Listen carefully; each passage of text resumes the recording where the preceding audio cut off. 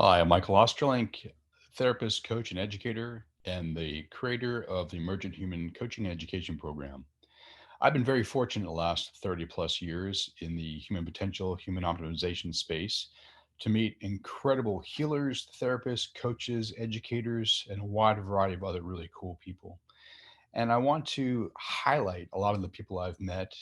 And in doing so, we are creating short vignettes or exercises, practices, disciplines from various traditions through the networks of people that I know. I hope you enjoy them and find value in them. Thanks. All right, everyone. Hello, hello. I'm Cindy Lish, and I'm so excited to be here with you. I really love what Michael's doing. I think it's so incredible to bring so many powerful minds together and give just tools that people can use and tips that people can use to really optimize and enhance their life. So I'm super honored to be here. A little bit about me before I jump into my personal tool that has supported me so much in optimizing my relationship dynamics, my relationship with myself, and my business, business partnerships and dynamics. I got started in entrepreneurship at the age of 22 years old with like $50 to my name and living out in Montana. I was a professional bodybuilder at the time, and I got into wellness entrepreneurship. I started an online program, and then I built a team of about 7,000 salespeople globally. And now have another business called PRISM Recruiting, where we place top tier talent in multiple 7 and 8 figure companies to really help them scale and help to optimize their sales teams and results there. So I'm very busy. I've got a lot going on, but I'm really excited to share this tip with you guys. And when Michael asked me, can you share something? I was like, okay, what is something that has really been tried and true for me in my journey to help me have a peace of mind? Because, whether you're an entrepreneur, you're an employee, it doesn't matter. You're living life right now in 2023. It's not easy. And so what's the one thing that's really supported me? And what I kept coming back to and what instantly hit me, which is usually the thing I end up sharing, is something called no story, no problem. So as human beings, we love to close open loops, is what I call it, right? If we start watching a movie, we want to see how that movie ends. When we start a conversation with someone, we like to hear how it's going to conclude, right? We really love to solve problems, right? We don't like to have sentences unfinished. If you've ever heard that, where like try and sing Twinkle Twinkle Little Star without the star at the end, your brain will literally want to go there so bad to be able to finish the sequence that we know should be there or could be there. So no story, no problem is essentially disrupting that closing of the loop, that pattern. And so whether it's having a conversation with a friend that doesn't go so well, and then you go your separate ways and you start to make up a story that they're mad at you, that they hate you, that they're upset with you, and you try and make up this story in your head to close the loop, right? The issue with this is, as humans, I believe we have like 80,000 thoughts a day.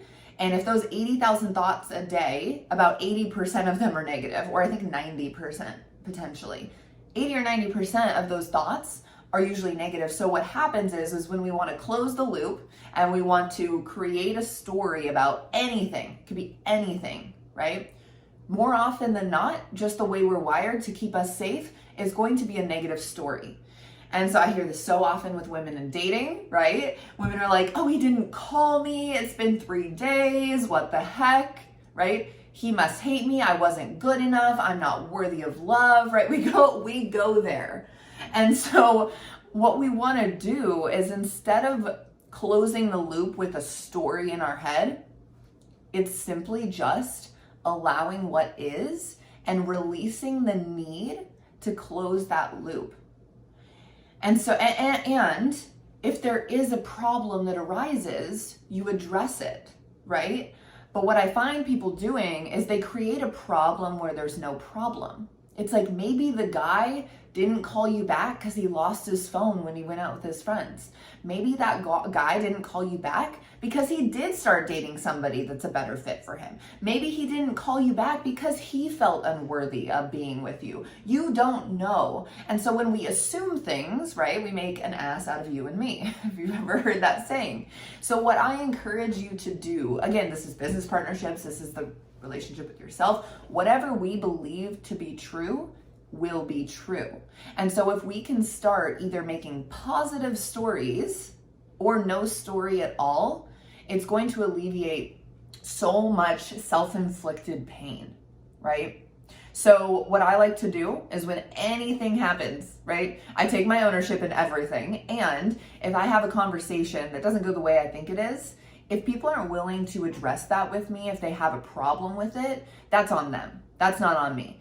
And so whenever I leave any sort of conversation, any date, any business conference or meeting, it's like, no story, no problem. I'm not gonna make up a story about what Billy Joe thinks of me after I meet her, because it's not my problem. I'm not gonna make a story. Whatever she thinks is what she thinks, and it's probably not gonna change if I try and change it. And so it's really coming into this surrender and this acceptance for what is. And I found that when I can do this consistently and always reminding myself when a story arises or when an assumption arises or where I'm trying to control a situation, excuse me, I play back hashtag no story, no problem. And when I do that, it reminds me I am safe, I am good. Even if this person does have a problem with me, we'll address it when they're ready to bring it to the table. But if I stop making stories, I can have a peace of mind, and it can actually naturally close loops because there's no story present. It's quiet up there. I promise you, if you start practicing no story, no problem, and at the very least start with reassociating with a positive versus negative story, telling yourself a positive story versus a negative story, even if you feel like it's impossible, I promise you it'll give you a better peace of mind. So I hope this was valuable for you guys. This is one of the things that all my friends now, they call me and they're like, he didn't call me back, but no story, no problem. It really, really does support your mental health and your ability to maneuver dynamics in a really grounded, present, surrendered, accepting what is way. So thank you again. I will talk to you soon. I hope to see you on the internet. And Michael, thank you again. Okay, bye.